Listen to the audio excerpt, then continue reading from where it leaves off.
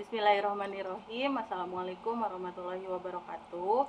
Pada video ini saya akan menjelaskan bagaimana cara membuat catatan kelas atau kelas notebook di Teams. Nah, jadi di sini saya sudah membuat tugas. Nah, di tugas ini saya minta siswa untuk mencatat materi, dicatat di buku tulis, kemudian disimpan di OneNote-nya masing-masing, di catatan kelasnya masing-masing. Nah, pertama, supaya siswa nanti bisa mengupload catatannya di OneNote-nya masing-masing, maka ya, kita harus aktifkan dulu kelas notebook-nya. Ya, jadi di setup dulu OneNote kelas notebook. Nah, kita buat yang blank notebook. Nah, di sini ada collaboration space, ada content library, ada teacher only section, sama student notebooks. Nah, pada bagian ini collaboration space itu nanti baik siswa maupun guru bisa mengedit konten yang ada di dalam catatan tersebut. Nah, kalau konten library nanti yang bisa mengedit itu hanya hanya guru. Tapi kalau siswa hanya bisa melihat isi dari catatannya ini yang ada di konten library. Kemudian kalau teacher only section ini semacam kayak catatan pribadi punya guru.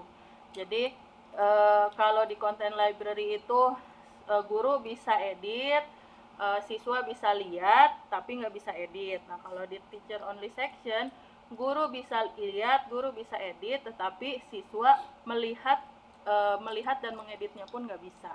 Jadi cuma punya guru doang.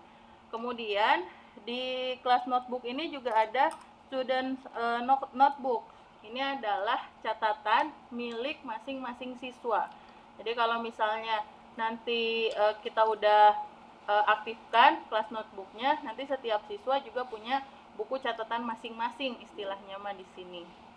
Nah, bentuk notebooknya itu untuk yang dimiliki siswa nanti ada, kalau dari settingan Office 365-nya ada bagian sectionnya itu ada berupa handout, ada istilahnya kalau di buku mah babnya itu ada bagian handout, ada bagian class note, homework buat ngisi PR, terus ada quiz juga. Cuman ini bisa aja kita ganti atau kita hapus dan diganti dengan yang lain dengan cara mengklik add section. Nah, untuk kali ini kita biarkan saja seperti apa adanya. Kemudian klik setelah kita klik create, maka akan muncul kelas notebook seperti ini.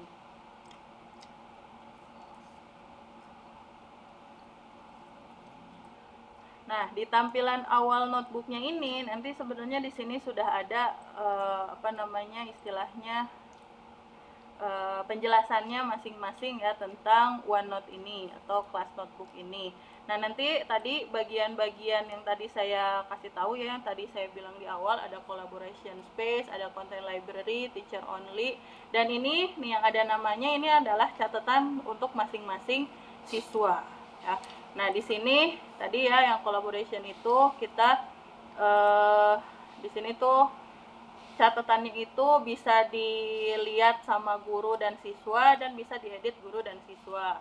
Kalau yang ini hanya bisa dilihat sama guru sama siswa bisa melihat, tapi siswa nggak bisa ngedit. Nah, kalau yang teacher only, guru doang yang bisa lihat, siswa nggak bisa. Nah, kalau yang ini adalah catatan dari masing-masing siswa. Nah, tiap siswa cuman bisa melihat catatannya masing-masing. Dia nggak bisa melihat catatan punya orang lain atau notebook punya orang lain. Seperti itu.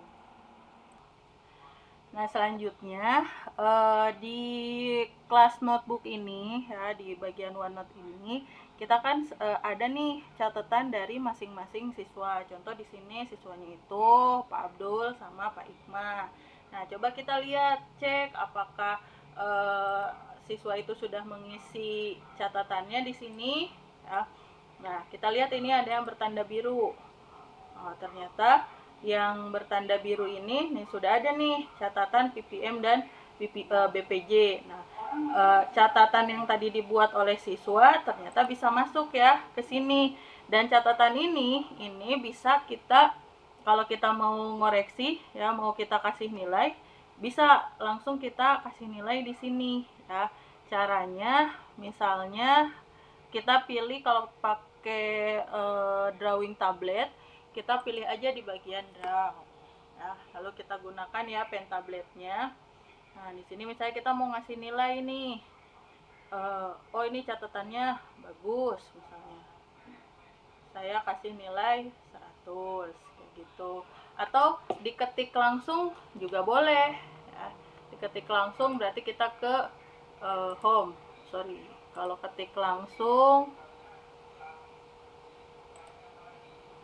nah kalau ketik langsung berarti di sini bagus, misalnya catatan rapi seperti itu. Kemudian kalau kita koreksinya tadi menggunakan drawing tablet juga bisa seperti ini ya. Nah, dengan demikian jadi seperti kita memindahkan catatan siswa atau buku PR siswa dari buku tulisnya pindah ke OneNote atau ke kelas notebook. Dan siswa yang menuliskan catatannya di notebooknya masing-masing itu tidak bisa dilihat oleh siswa lain. Contoh di sini kan ada catatannya Abdullah Rohman. Nah, ini nggak bisa siswa yang lain, misal yang punya Pak Ikma dilihat sama Abdul Rohman, nggak bisa. Ya, jadi hanya siswanya sendiri doang yang bisa lihat catatannya dia. Jadi nggak bisa tuh contek-contekan kayak gitu ya. Nah, dan catatan ini juga tadi bisa langsung dinilai di sini, atau kalau misalnya kita sudah memberikan tugas ya, misalnya udah memberikan tugas untuk pencatat.